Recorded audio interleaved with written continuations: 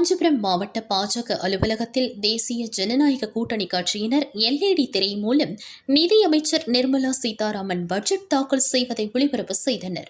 Budget உரை முடிந்தவுடன் அனைத்து கட்சிகளும் ஒன்றிணைந்து கட்சி அலுவலகம் முன்பு பட்ஜெட்டை வரவேற்கும் விதமாக பட்டாசு வெடித்தும் பொதுமக்களுக்கு இனிப்புகள் வழங்கியும் கொண்டாடினர்.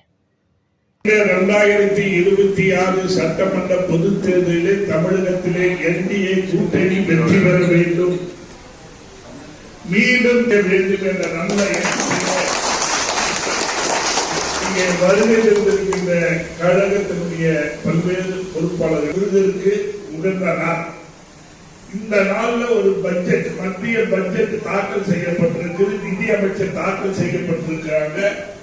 ஒரு அற்புதமான கட்சி பாட்டாளி கட்சி இந்த கூட்டணியை வெல்வதற்கு சக்தி.